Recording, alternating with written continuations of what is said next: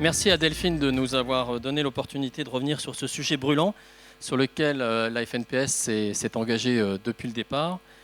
Donc, comme elle l'a dit, l'engagement, ça nécessite la confiance. Et pour qu'il y ait la confiance, il faut qu'il y ait la confiance dans la capacité de monétiser nos investissements. Et aujourd'hui, nos investissements, ils sont dans nos marques, qui fédèrent, comme on l'a dit tout à l'heure, des communautés. Et cette fédération de communautés, elle se fait autour de contenus. Et de contenu, le mot était important, de qualité, créé par nos journalistes et nos auteurs.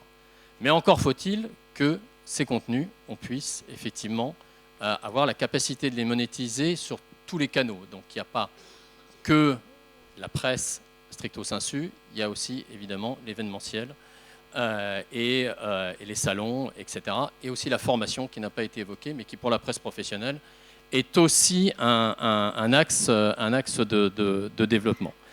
Donc on va essayer de vous expliquer pourquoi le droit voisin. Je vais commencer à parler, ça ne se fait pas, mais voilà, on a considéré que l'organisation de la prise de parole était plus pédagogique si on le faisait dans ce sens-là. Après, on va essayer de vous expliquer comment la mettre en œuvre, et notamment le rôle de la gestion collective dans la mise en œuvre du droit voisin.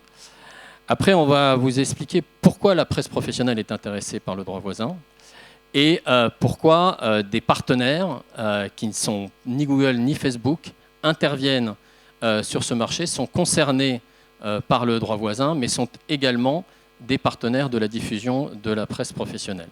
Et puis, on va revenir sur les deux gros partenaires, et le mot est important, que sont Facebook et Google. Ce ne sont pas des ennemis. Ce sont des utilisateurs de nos contenus. À ce titre-là, ils doivent nous rémunérer, mais ils doivent également, et on ne peut que le constater, demeurer des partenaires de la diffusion de nos contenus et de la visibilité de nos contenus. Et ça sera la dernière intervention qui essaiera de vous démontrer qu'on n'est pas les méchants face aux méchants, aux gros méchants, les petits méchants face aux gros méchants, mais qu'on est juste à la recherche d'un équilibre entre les GAFA, pour faire court, et nous-mêmes. Alors, on ne va pas rentrer trop dans le juridique, mais schématiquement, les contenus ont toujours été protégés par ce qu'on appelle le droit d'auteur. Donc le droit d'auteur, c'est ce qui protège la création. Or, depuis un certain temps, le droit d'auteur est attaqué de toutes parts, et on a beaucoup de difficultés à défendre la diffusion de nos contenus par le droit d'auteur, qui est considéré par beaucoup comme une entrave à la libre diffusion de la connaissance et du savoir. On a eu de multiples attaques, notamment dans le gouvernement précédent, mais aussi à Bruxelles sur ce sujet. Donc l'idée, c'est de se déplacer sur le parasitisme, c'est-à-dire sur un droit économique, sur le droit qui protège l'investissement. Et le droit voisin, contrairement au droit d'auteur qui protège la création, le droit voisin, il protège l'investissement.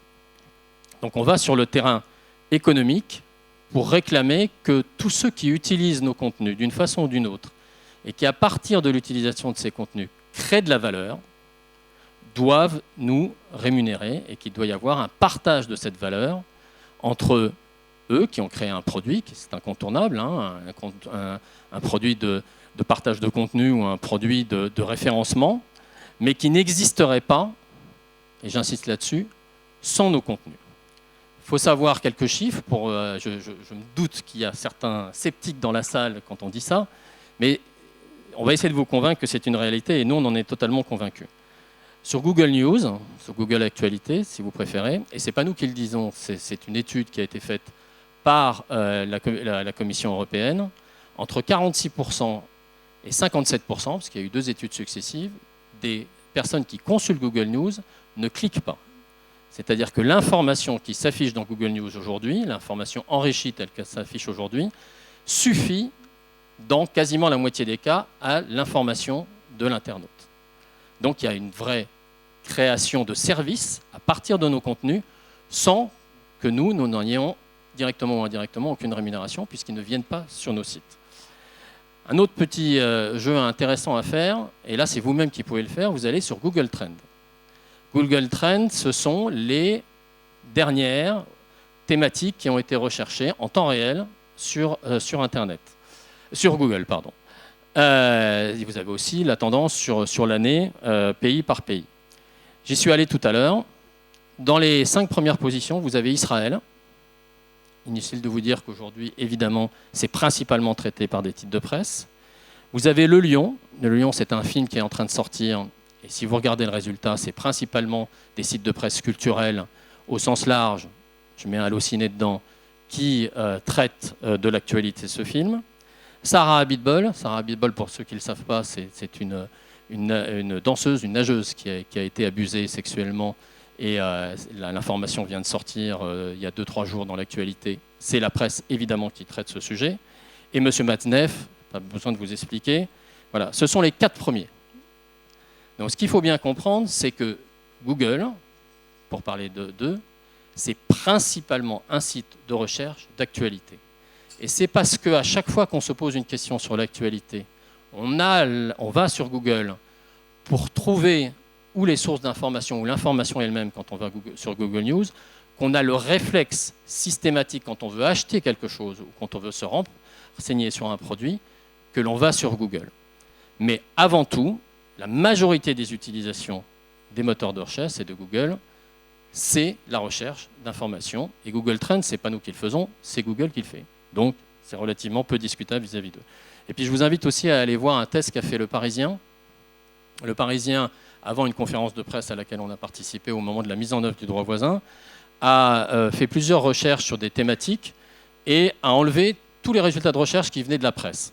Alors quand on dit la presse, c'est important, ce n'est pas que la presse écrite, c'est aussi la presse audiovisuelle, la presse radio, et c'est aussi des sites qui font de l'information. Des sites comme Melty ont été reconnus comme des sites de presse et des sites d'information, mais disons au sens large. Alors quand on fait la Terre plate, la première occurrence, vous regarderez le papier, c'était un site qui considère qu'effectivement la Terre est plate et qui donne les 7 raisons pour lesquelles la Terre est plate. Quand on faisait GPA, on tombait sur une société qui fait du recyclage de pièces détachées d'automobiles. C'était les 5 premières positions. Quand on faisait Macron, on tombait en première position sur un article du Gorafi. Le Gorafi site de caricature qui donnait comme information que Macron réfléchissait à remplacer par la Sécu par une cagnotte Litchi. Voilà. Donc il y a, ça a été évoqué tout à l'heure, un impact direct sur la qualité de l'information du citoyen si la presse n'a plus la possibilité d'être présente dans les moteurs de recherche avec une capacité de monétisation. Il ne s'agit pas d'une taxe, encore une fois, mais il s'agit d'aller réclamer la rémunération, la part légitime de la rémunération qu'on est en droit de demander du fait de l'utilisation et de la création de valeur à partir de nos contenus. Donc ce qui est protégé, c'est le droit de communication et le droit de reproduction de nos contenus quand ils s'adressent au public, sur une forme numérique, et ça concerne tout ou partie des publications de presse. Donc après, il faut définir ce qu'est une publication de presse. Donc là, rapidement, parce qu'on est quand même dans la presse professionnelle, il faut que vous sachiez qu'il y a eu un petit bras de fer avec nos camarades de la presse généraliste qui considéraient que le droit voisin devait leur être réservé. J'imagine que vous êtes tous au courant qu'en France, il y a 2 grandes catégories. Il y a la presse d'information politique et générale et le reste de la presse. Et donc, nos petits camarades de la presse d'information politique et générale, qui étaient très présents sur les écrans que vous avez vus tout à l'heure, voulaient être exclusivement les titulaires de ce droit voisin et donc nous laisser sur le bas-côté de la route. Il faut que vous sachiez que la FNPS, et moi en particulier, on s'est particulièrement investi pour défendre l'éligibilité de la presse professionnelle au droit voisin. On s'est battu et à Bruxelles et à Paris. Et aujourd'hui, il est acté et par le ministre et par le Parlement que nous sommes éligibles à la mise en œuvre du droit voisin. Sur les quelques problématiques qui se posent aussi, il y a l'éligibilité des agences de presse, donc ça posera probablement quelques problèmes de mise en œuvre pour savoir quand des contenus qui viennent d'une agence de presse sont sur un site d'un éditeur qui est titulaire du droit voisin, est-ce que c'est l'agence ou est-ce que c'est l'éditeur? Et puis il y a aussi une chose, mais la FNPS ne s'est jamais battue contre, c'est qu'une part équitable de la rémunération qui s'est touchée au titre du droit voisin devra revenir aux journalistes et aux auteurs d'une façon générale de ces contenus. Alors un petit mot sur la mise en œuvre. Donc vous imaginez que vous avez un peu suivi.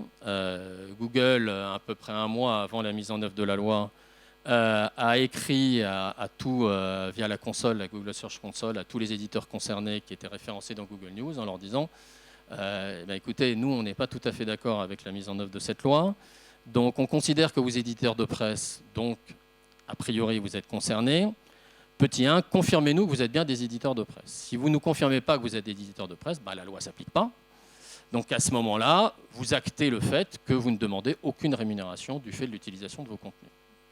Petit 2, vous nous confirmez que vous êtes éditeur de presse. Donc, à ce moment-là, on va réduire l'affichage de vos contenus au strict minimum permis par la loi, c'est-à-dire les liens hypertextes et les quelques mots isolés et très courts extraits. Ils ont considéré que les quelques mots isolés et très courts extraits, c'était les titres des articles. Donc à ce moment-là, une visibilité considérablement réduite sur les moteurs de recherche, donc une popularité considérablement réduite et donc indirectement, évidemment, un déclassement, puisqu'on sait que l'algorithme de Google tient compte de la popularité de chaque contenu. On a écrit, alors là, tous ensemble, tous les titres toutes les fédérations de presse, on a écrit pour éclairer les éditeurs sur les options qui pouvaient être prises par les éditeurs. Et l'option qui a majoritairement été prise par les éditeurs, c'est de ne pas se priver de la visibilité, donc de dire, on vous donne l'autorisation d'afficher plus, donc d'afficher des images, des aperçus de vidéos et des courts résumés de nos contenus, mais on conteste le fait que vous refusiez de nous rémunérer. Et c'est important de le savoir, on n'a pas plié devant Google, on a clairement dit, vous nous mettez dans un corner puisque vous avez 90% de part de marché, on ne peut pas négocier puisque c'est un mail que vous nous envoyez, vous cochez en bas à droite et vous nous dites oui ou non. Donc on est soumis à votre décision unilatérale, mais on la conteste. Et on est allé à l'autorité de la concurrence, et donc aujourd'hui nous sommes devant l'autorité de la concurrence, et on attend une décision autour du mois de mars.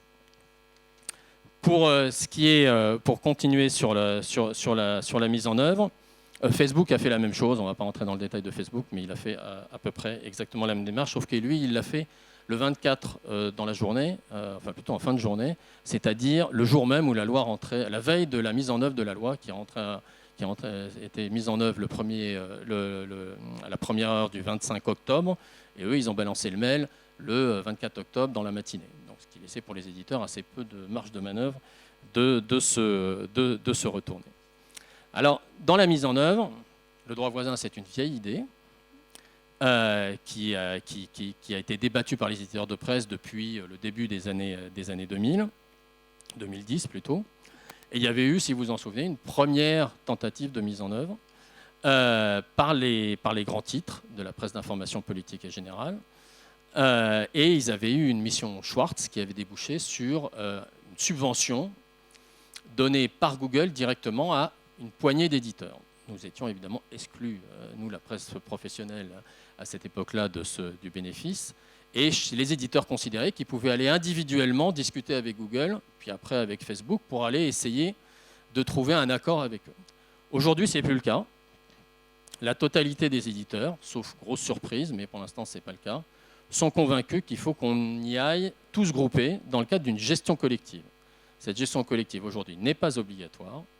Et l'acteur principal de la gestion collective de la presse aujourd'hui, même unique, alors je dis principal parce qu'il y a aussi celui du côté des auteurs, qui est la SCAM, et puis il y a celui du côté des éditeurs, qui est le CFC. Et donc je passe la parole à Philippe Masseron, qui est directeur général du CFC, qui va vous expliquer en quoi la gestion collective pourrait nous aider à la mise en œuvre du droit voisin. Merci Laurent, bonsoir à toutes et tous. Il est évident que, représentant un organisme de gestion collective, je vais prêcher pour une action collective et une action collective forte dans la mise en œuvre de ce droit voisin. Notre travail depuis 30 ans à vos côtés et la presse professionnelle est le père, la mère, le parrain du CFC, puisque c'est une émanation de la FNPS, en tout cas c'est une création de la FNPS. Le CFC a bien évidemment toujours été aux côtés de la presse professionnelle. En termes d'engagement, je pense qu'on est là pour montrer cela, et vous le savez.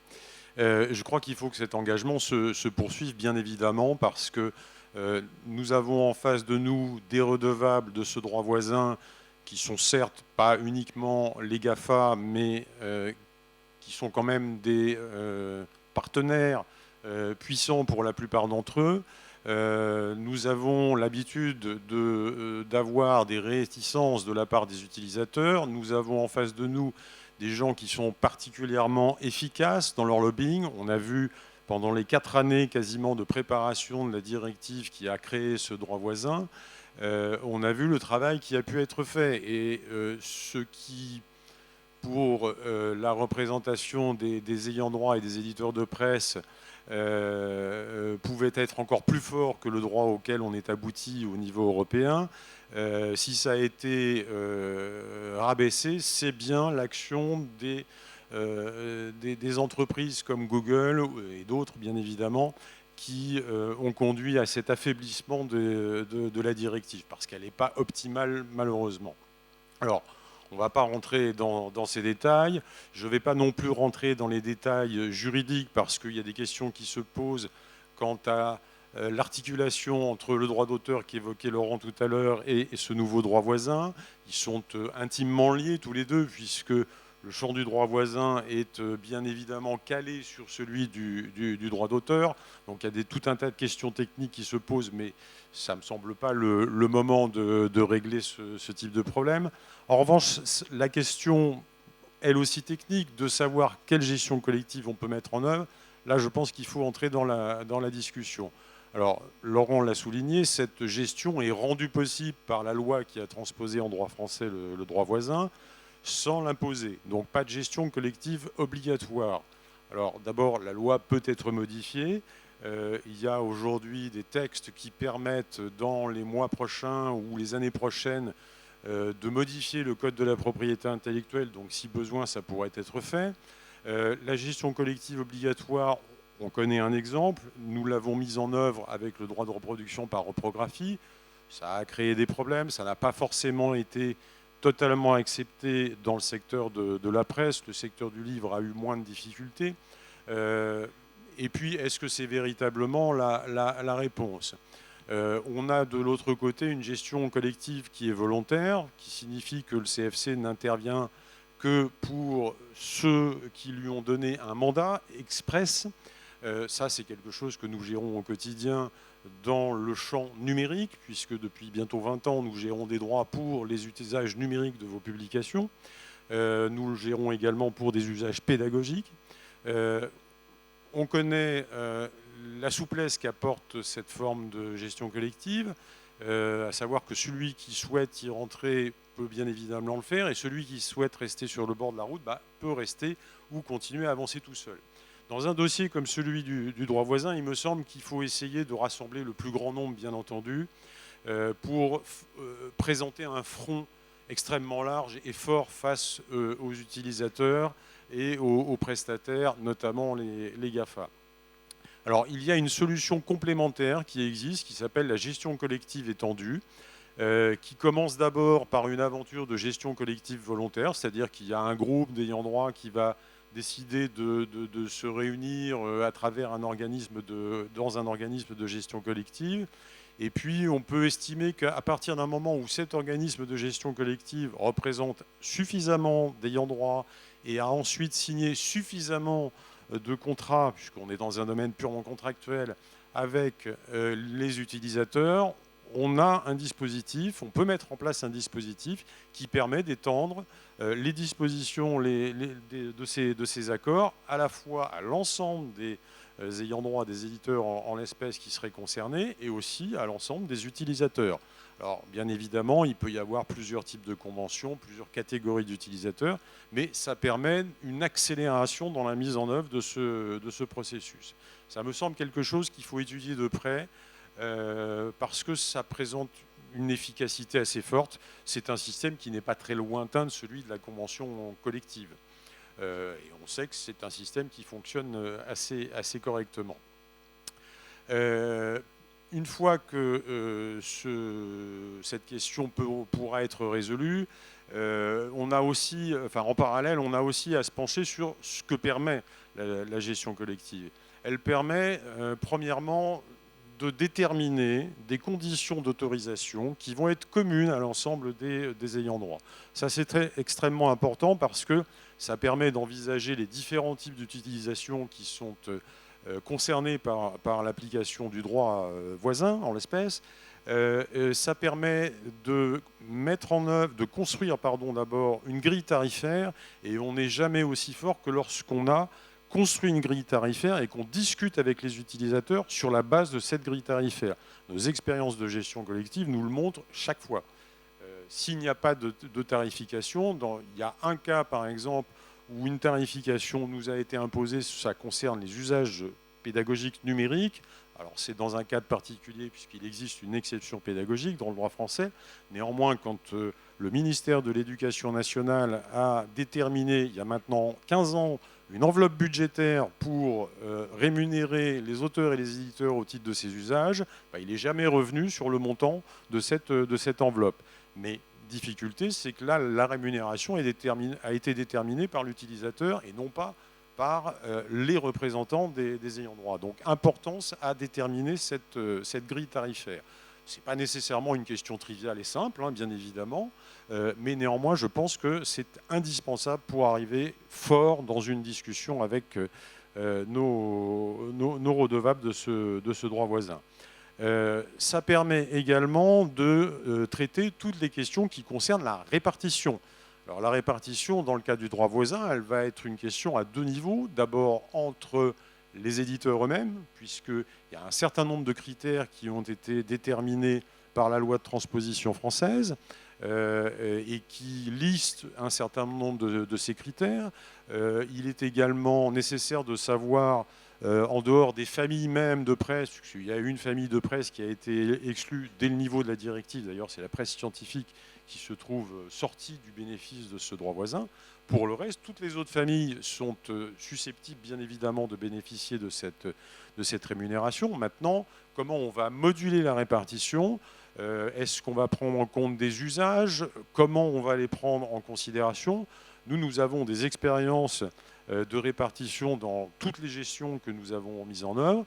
Et notre expérience montre que les méthodes de répartition peuvent être différentes et adaptées à ces différentes situations. Donc, dans le cas du droit voisin, ce sont des questions qui ne sont pas pour nous insolubles, bien évidemment. On a suffisamment aujourd'hui d'expérience de mise en œuvre pour pouvoir déterminer des règles de répartition entre les éditeurs.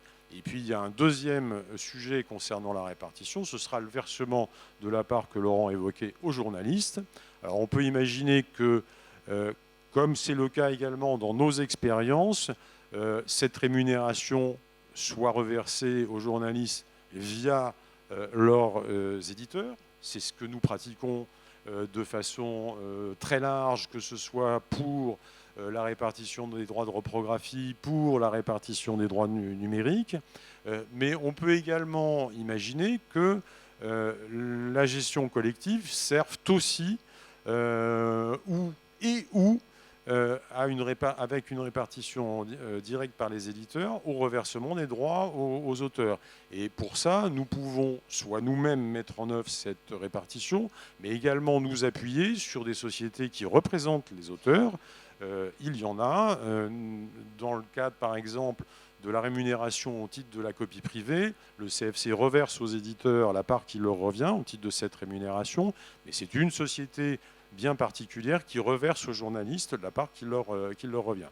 Donc, on voit qu'il y a un double niveau possible de gestion collective, et là encore, ça va permettre d'avoir des discussions entre ayants droit, parce que on sait que ce sont des discussions qui peuvent être délicates. Nos expériences l'ont montré en matière de reprographie. Donc autant discuter entre soi de ces questions-là, sans les mettre sur la place publique, sans le faire non plus devant les utilisateurs qui, bien évidemment, dans ces cas-là, trouvent très aisément un argument en disant tant que vous n'êtes pas d'accord entre vous pour qu'il y ait cette répartition, nous, on va attendre pour vous payer, bien évidemment. Le jour où vous serez d'accord, vous reviendrez nous voir. Donc évitons d'avoir ces débats-là qui sont nécessaires, bien évidemment, sur la place publique, et ayons-les à l'intérieur des organisations de gestion collective. Alors, il y a une dernière question. que vous pourriez vous poser, et qui est très légitime, c'est combien va pouvoir rapporter ce nouveau droit voisin. Le plus possible. Alors, le plus possible, bien évidemment. Aujourd'hui, je suis totalement dans l'incapacité de vous dire c'est peanuts, c'est un petit plat, c'est un gros plat. Nous n'avons pas suffisamment avancé dans le travail justement de construction et d'élaboration d'une grille tarifaire. Et je ne vais surtout pas me caler sur ce que nous avons comme expérience aujourd'hui sur la mise en œuvre du droit d'auteur. Pardon, vous voyez, je suis déjà dans l'étape suivante. La mise en œuvre du droit d'auteur dans un certain nombre de situations, parce que ce n'est pas comparable. Les acteurs ne sont pas les mêmes, les usages ne sont pas les mêmes, bien évidemment. Merci beaucoup. Alors, il y a une autre question que vous pouvez vous poser, c'est pourquoi la presse professionnelle se battrait tellement pour avoir droit au droit voisin, alors que si on se base sur l'audience, qui sera un des critères, évidemment, l'audience de la presse professionnelle sur Google, ce n'est pas un scoop, elle n'est pas en proportion énorme. Ce qui est important de comprendre, d'abord, il y avait une question d'équité. Je ne vois pas pourquoi la presse professionnelle n'aurait pas les mêmes droits que la presse généraliste, ça c'était le principe de base. Mais d'un point de vue plus sonnant et trébuchant, c'est que l'utilisation de nos contenus via le crawling, c'est-à-dire ce que fait Google, c'est-à-dire de venir chercher sur vos plateformes, sur nos plateformes des contenus, de les indexer, de les analyser, d'en tirer de la richesse qui n'est pas forcément uniquement l'affichage, mais qui est toute la data qu'ils peuvent créer derrière. Il y a d'autres acteurs qui font ça, qui sont moins visibles du grand public, mais qui sont très présents sur les verticales auxquelles nous nous adressons et qui s'adressent directement à des utilisateurs professionnels derrière, ce qu'on appelle donc les crawlers, d'une façon générique. Ce sont des crawlers qui travaillent sur l'e-réputation, ce sont des crawlers qui travaillent sur l'intelligence économique, mais aussi beaucoup sur l'apport d'informations. Et ils créent des services à partir de nos contenus. Et il faut comprendre que ces services viennent de plus en concurrence avec ce qu'on connaît classiquement, qui est l'agrégation de contenu. J'imagine qu'un certain nombre d'éditeurs qui sont ici utilisent des agrégateurs pour diffuser leur contenu, c'est-à-dire des intermédiaires qui diffusent leur contenu auprès de cibles professionnelles et qui agrègent des contenus de plusieurs éditeurs sur une même plateforme. Et on voit aujourd'hui ces crawlers qui viennent de plus en concurrence, même si ce n'est pas exactement le même service. Et ce sont des intervenants partenaires aussi, parce que ce sont des partenaires de la diffusion et de la visibilité de nos contenus, qui ont un rôle important aujourd'hui et probablement demain de plus en plus important d'intermédiation entre nos contenus et les lecteurs finaux qui sont nos entreprises, beaucoup dans les grandes entreprises, un peu moins dans les petites, mais il y aura sûrement des intervenants sur les petites entreprises, et aussi vis-à-vis des collectivités et de tout ce qui est la sphère publique. Donc on a la chance d'avoir Michael Réau, qui est le fondateur de SignedUp, qui est justement une de ces plateformes franco-françaises. Il y en a d'autres, mais il y en a des internationales. Je vous en citerai une qui s'appelle Meltwater, qui est très présente et très agressive sur tous les marchés. Et donc, ce sont des gens avec qui il faut qu'on discute. Et M. Réau a la particularité d'avoir accepté de discuter avant même que le droit voisin ne soit mis en œuvre avec le CFC. Et il y a déjà une licence qui a été signée entre le CFC et SignedUp. Oui, tout à fait. Bonsoir à toutes et tous. Donc un mot pour compléter ce qui vient d'être dit en introduction sur notre métier. On existe depuis 15 ans, on a fait 5 années de recherche et développement avant la commercialisation. Et notre métier au quotidien, c'est d'aider les professionnels, les organisations, qu'elles soient publiques ou privées, à gagner du temps en termes de productivité face à la surinformation, à laquelle on est de plus en plus exposé. Et les dirigeants ont pris conscience d'autant plus fortement ces dernières années que d'accepter de ne pas être parfaitement à la page des grandes transformations ou d'être très agile et réactif au quotidien par rapport aux événements, que ce soit des risques ou des opportunités dans l'environnement de leur organisation, c'était prendre le risque de disparaître à court ou moyen terme désormais. Donc c'est ce rôle que l'on joue, qui est d'avoir une centrifugeuse, une technologie qui va apprendre au fil du temps des centres d'intérêt stratégiques et opérationnels pour réussir à amener la bonne information au bon moment et à la bonne personne. Donc le leitmotiv, c'est vraiment celui de l'intelligence économique, de la market intelligence. Donc c'est pour ça qu'on a effectivement une marque beaucoup moins connue que le GAFA. On est plus petit d'une part, mais c'est également parce que notre usage est avant tout en interne dans les organisations. Et étant donné que les décideurs, ça a été très brillamment évoqué en introduction, tout comme les collaborateurs ont besoin de la presse professionnelle, c'est une source d'information qui permet déjà d'avoir un niveau de confiance beaucoup plus élevé que ce qu'on peut retrouver sur le web. Et là aussi, une prise de conscience qui est en train de revenir sur le devant de la scène, et c'est tant mieux, sur l'importance du choix des sources. Notre mission étant de faire gagner du temps au quotidien dans la capacité à détecter une information pertinente rapidement sur un grand nombre de sources d'informations. Si il n'y a pas la presse professionnelle dans une plateforme comme SynDup, on rate une partie de notre mission, puisque au quotidien, tout à chacun cherche à s'informer par ce canal-là. Donc on va travailler aussi bien le web généraliste, les blogs, les réseaux sociaux, la remontée terrain, les bases de données, mais aussi l'ensemble des sites internet qui proviennent du monde des médias, pour non pas relayer l'article en lui-même, mais signaler, notifier la personne concernée dans l'organisation.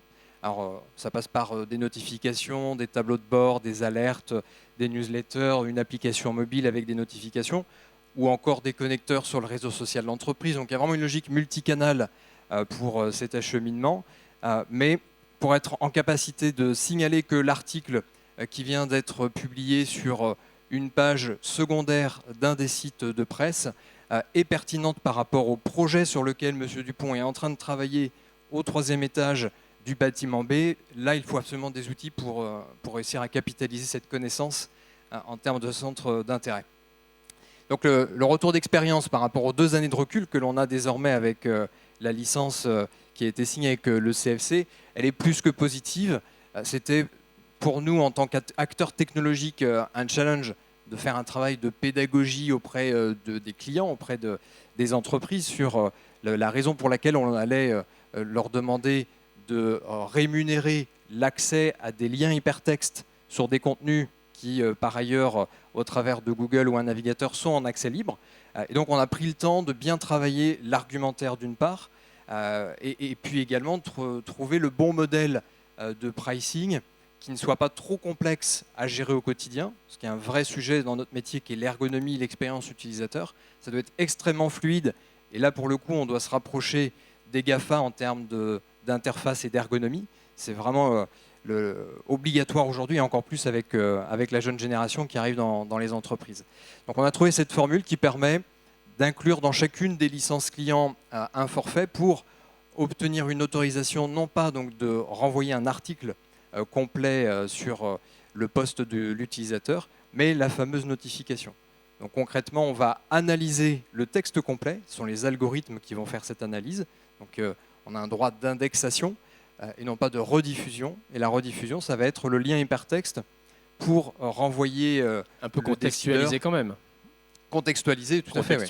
Oui, tout à fait, parce que c'est une alerte qui correspond aux centres d'intérêt qui ont préalablement été cartographiés et renseignés dans les outils. Donc si je surveille un concurrent, par exemple, le tableau de bord, la newsletter ou l'alerte, ça va être la newsletter du concurrent en question qui va m'acheminer le lien hypertexte concerné. Donc il y a effectivement cette contextualisation qui est extrêmement importante pour acheminer l'information tout de suite dans le groupe de travail, sur le poste utilisateur qui convient, de façon soit à appuyer une prise de décision ou à déclencher une action immédiate, notamment en veille commerciale. Quand on détecte un signal d'affaires, par exemple, un dirigeant qui présente ses projets, ses priorités pour les 2 ans qui viennent, ça intéresse évidemment les acteurs qui ont des solutions à commercialiser auprès de cette entreprise pour atteindre leurs objectifs et les aider à réaliser leur projet. Donc cette veille commerciale, elle va être acheminée non pas vers le PDG de la société, mais plutôt la direction commerciale, voire le chargé d'affaires qui traite de la verticale concernée. Donc c'est toute cette intelligence économique qui fait l'objet d'une automatisation grâce à des outils comme SynDup. Voilà, et donc il y a d'autres intervenants sur ce marché, et cette migration de l'agrégateur vers ces plateformes, qui n'est pas totale, mais qui existe en partie, justifiait aussi qu'on soit particulièrement vigilant sur la mise en place du droit voisin. Alors le droit voisin, il a été quand même affiché comme étant principalement contre les GAFA, contre Google et Facebook, mais qui sont aussi évidemment des partenaires de la visibilité de nos contenus absolument incontournables. Donc la question, c'est de savoir comment est-ce qu'on continue à avoir des partenaires tout en leur disant qu'il va falloir qu'ils payent pour quelque chose qu'ils ne payaient pas aujourd'hui. Alors on a la chance d'avoir Aurélie Caille avec nous, qui a un historique avant d'être dans la presse professionnelle, c'est qu'elle a été à France Télévisions pendant longtemps, à France Télévisions Production. Donc elle a discuté avec les GAFA sur d'autres modèles économiques. Elle est déjà, à ma connaissance, allée les voir depuis qu'elle est au groupe France Agricole. Et on a considéré que c'était peut-être la meilleure interlocutrice pour vous aujourd'hui pour expliquer comment la presse professionnelle peut aussi développer des partenariats avec Google ou avec Facebook, éventuellement, si tu as d'autres exemples. J'ai une énorme pression, merci Laurent. Alors, je pense qu'aujourd'hui déjà, on voulait parler du droit voisin parce qu'au conseil d'administration de Mediapro, on s'est dit finalement c'est un sujet assez technique. Donc vous venez aussi un peu de l'illustrer, dont on ne sait pas si un jour on en aura des revenus. Et effectivement, moi je suis convaincue qu'on peut en tirer des revenus et que c'est important sur le principe de toute façon d'y croire et de vouloir avoir ces revenus. Mais je n'ai pas toutes les solutions et toutes les réponses. On est au milieu du chemin et ce que je voulais partager avec vous déjà, c'est les essentiels, parce que je pense que c'est toujours important de revenir à nos essentiels. Et déjà, ce que c'est que le métier de la presse, finalement. Donc, je ne vais pas refaire toute l'histoire, sinon on va dépasser tous les timings. Mais qu'est-ce que c'est que le métier d'un éditeur, déjà, au fond ? C'est toucher un public, c'est toucher une cible, c'est d'engager. Delphine parlait tout à l'heure de l'engagement, donc je crois qu'on est vraiment au cœur du sujet.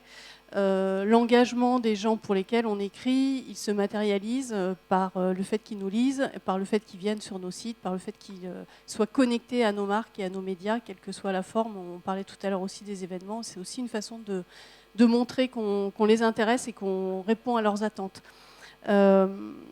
Cet engagement, il se mesure par la quantité que l'on peut générer de public et la force du trafic qu'on peut générer.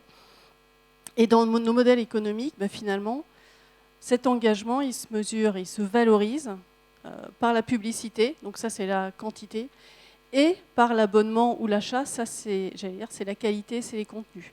Et ce modèle historique, il crée l'équilibre et le pourquoi on travaille tous les jours et pourquoi on construit nos offres. Et ce modèle, il est exactement le même dans le numérique.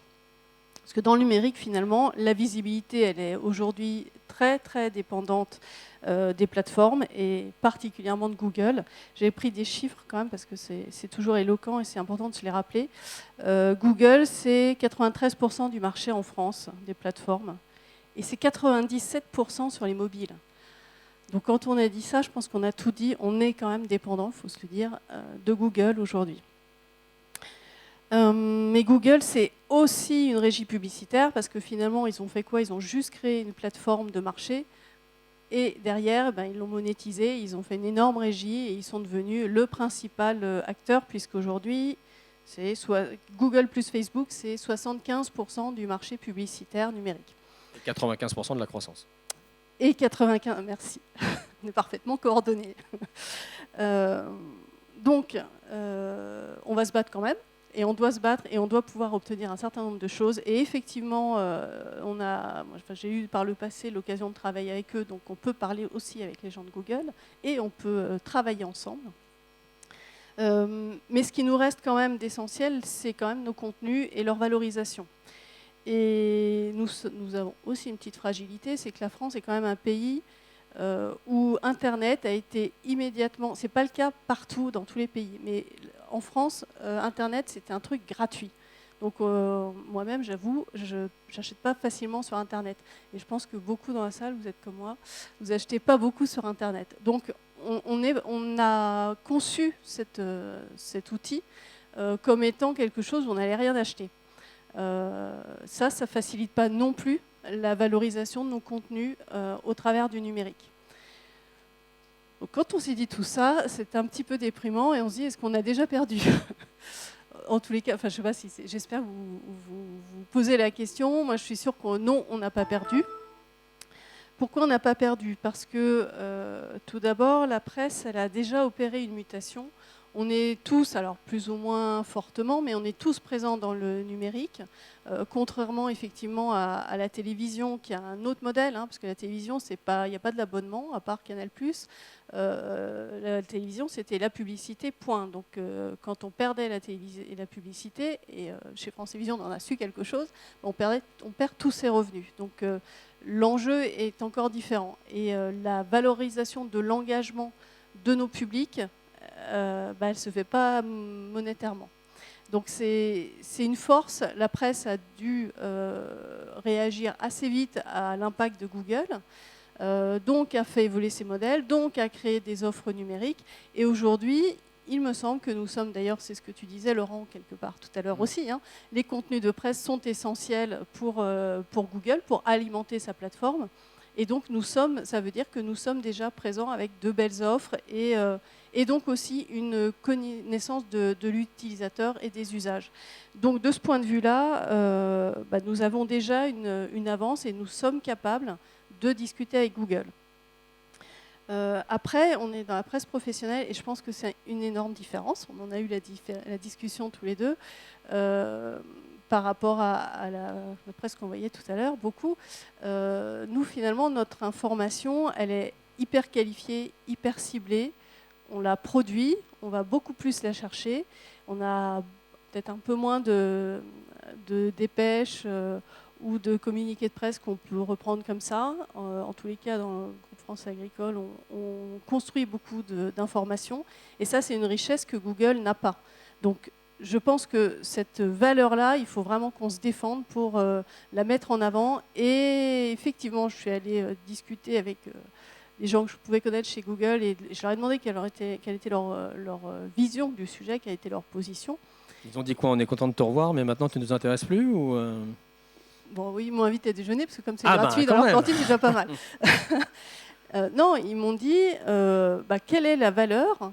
Finalement, l'information, la news, elle arrive de plein d'endroits. Donc, pourquoi est-ce qu'elle aurait plus de valeur quand elle vient de chez toi, France Agricole, que quand elle arrive au travers d'une dépêche? Donc, bon, je n'ai pas argumenté, mais c'est intéressant parce qu'ils se disent, nous, aujourd'hui, on ne voit pas la valeur d'une marque de presse à coller à une information. Et donc, c'est ce que tu exprimais quelque part, c'est ce que vous dites aussi. Il faut contextualiser. Et quelle est la valeur de lien, d'engagement de notre public? Elle est bien liée à nos marques de presse, elle est bien liée à l'expertise de nos journalistes, de nos rédactions, et finalement à des contenus qui sont, eux, beaucoup plus uniques que ce qu'on peut trouver dans la presse généraliste. Voilà, donc ça, c'est ma conviction, et ça, c'est quelque chose qu'on peut entendre et partager avec eux. Donc, il faut continuer à discuter. Et puis, le droit voisin, finalement, pour nous, je le redis, parce que c'est quand même essentiel, le droit voisin, c'est la façon aussi pour nous d'aller récupérer, parce que je crois qu'il n'y a pas d'autre terme, une partie du marché publicitaire. Et Google sait reconnaître ça. Moi, j'ai travaillé avec eux sur YouTube. YouTube, c'est Google. Et sur YouTube, le revenu publicitaire est partagé. Alors, ce n'est pas tout à fait les mêmes mécaniques que ce qu'on peut trouver par ailleurs dans la vente de contenu, mais c'est du revenu sharing classique. Donc, en gros, YouTube reverse 50% des revenus publicitaires aux ayants droit. Donc, ils valorisent les contenus. Donc cette valeur, elle existe et donc on doit pouvoir aller la chercher. Et donc ça veut dire aussi qu'ils sont capables de l'entendre et que c'est quelque chose qu'ils reconnaissent. Donc je pense qu'on peut effectivement progresser. Pour le moment, on est dans une position assez politique, on peut le dire. Tout à fait. Hein, donc il faut que cette position... Mais avec des politiques qui nous soutiennent. Donc, avec un certain optimisme. Ça n'arrive pas toujours, mais là c'est bien. Et puis on a quand même, c'est aussi une façon de dire, nos contenus valent quelque chose. Tout à fait. Contrairement à l'approche qu'ils pouvaient avoir. Après, il y a un sujet qui est aussi notre dépendance. On l'évoquait tout à l'heure, notre dépendance à Google. Alors moi, j'ai regardé. Il y a un sujet qui est quand même intéressant, qui doit nous amener à réfléchir aussi dans nos façons d'aborder le numérique. En moyenne, on parle de 60% des trafics de nos sites qui viennent de Google. Chez nous, dans le groupe, il y a un site qui fait donc plus de 60%, on est plutôt à 65% du trafic vient de Google, Il y en a un autre, c'est 40. Et 40%, c'est la France agricole, en l'occurrence, qui a peut-être un trafic moins fort que Internet, donc qui est plus dépendant, entre guillemets, de Google. Mais je me suis dit, pourquoi est-ce que la France agricole n'est que dépendant que de 40%, donc à la limite, tant mieux pour nous. Peut-être que c'est parce que l'approche de la France agricole, c'est d'être dans du push, donc c'est plutôt de la newsletter, et les gens vont donc pas tellement nous chercher l'information en général sur Google.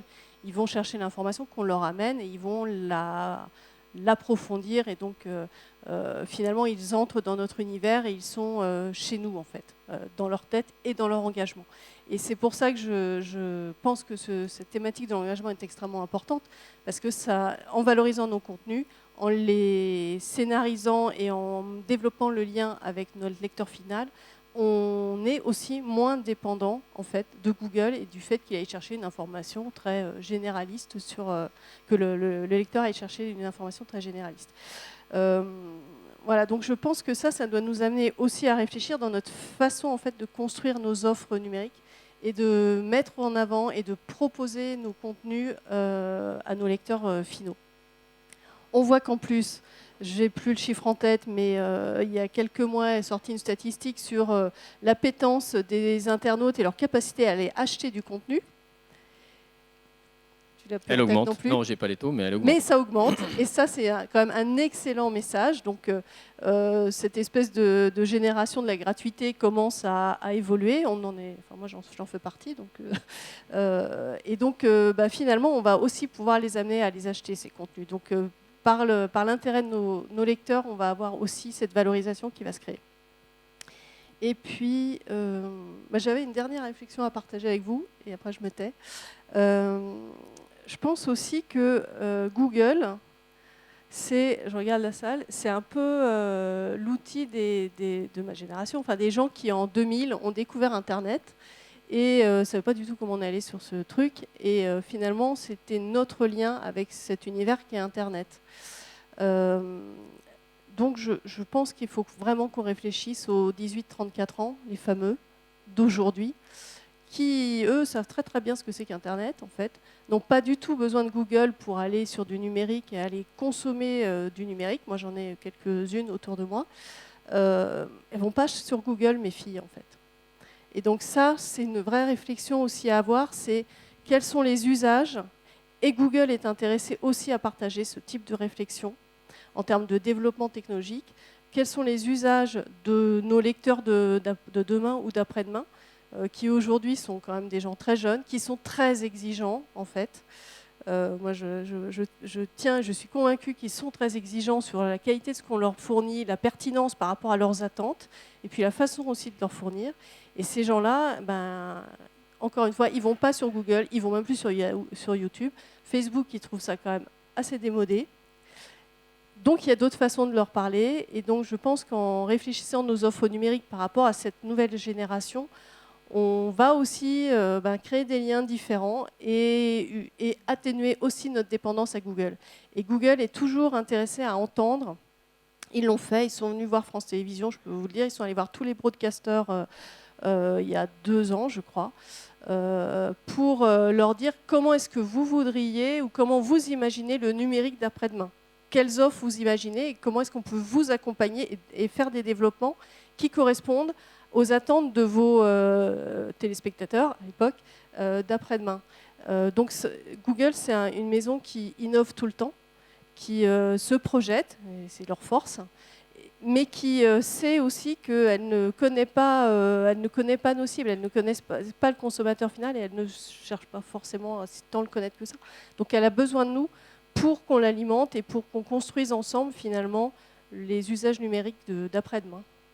Elle a besoin de nos contenus, et c'est d'ailleurs le sujet, la consommation d'informations professionnelles, c'est le sujet d'une étude que va lancer la FNPS, et avec un surciblage sur les moins de 40 ans, justement, puisque c'est effectivement les lecteurs de demain.